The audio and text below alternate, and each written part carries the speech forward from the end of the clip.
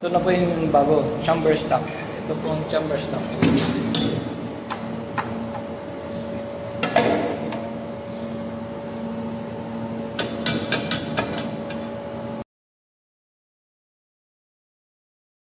Balik na po.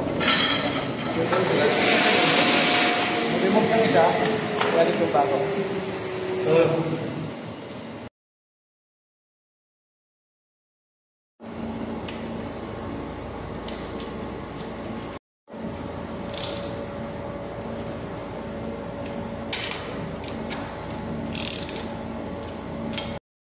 So ito naman po ang pagkabit ng shock shield. Ito po yung shock shield natin.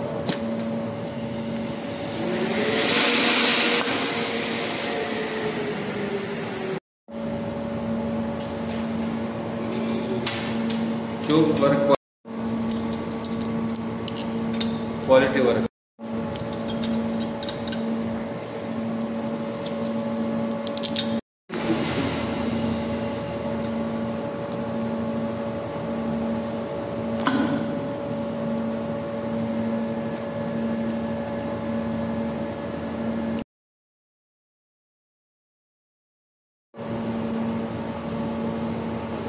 Sige, tawag na.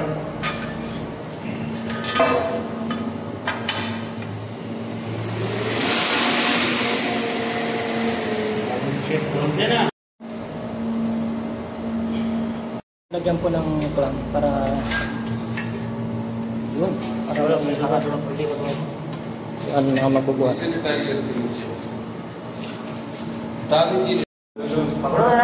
Yan lang, yan lang si yan, iangat po yan doon, gagalahin kami nila. Take care, ha? Hen aside, hen aside.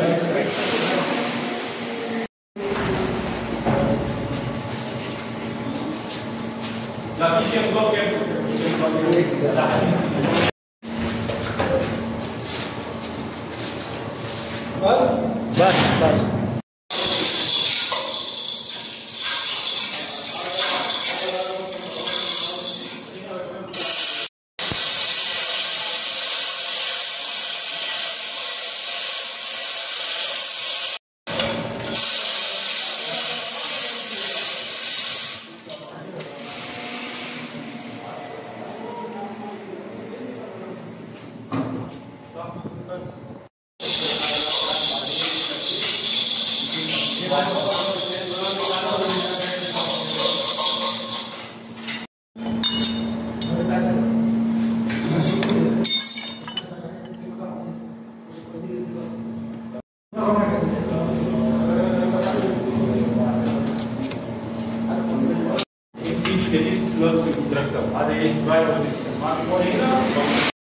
So, binabalik na po ang wire para ano, 380 pong power nito. Para mapa-under na po ang mga testing.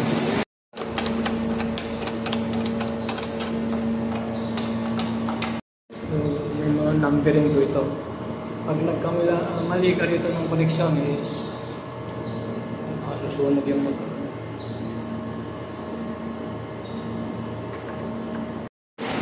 So, yan na po. Tinetesting na. Ma-under na yan. Yan. Ito. Tingnan nyo po ang under ng motor. Napaka-pinot, napaka-suwabe. Maganda. Yan, tampan na. Pinapalik na. Tapos na ng wiringan. So, ang sunod yan is papanda rin na po ulit. Yan po ang pinaka-final. So, ito na po ang kabuuan ng trabaho. So, okay na po siya. Bali, gano'n po to. Hindi bali 3 pump to. Kaya 3 pump to. Bali, pag umandar to, mamatay to. Pag umandar to, mamatay to. Alternate po siya at motor. So, ganyan po siya. Yun, under niya po, pino. Napaka-anda, napaka-soft. Ayan po ang Grand Post na product. So, salamat po sa inyo mga idol. Salamat po sa inyong lahat. Sa inyong walang sawang panonood. Thank you po muli.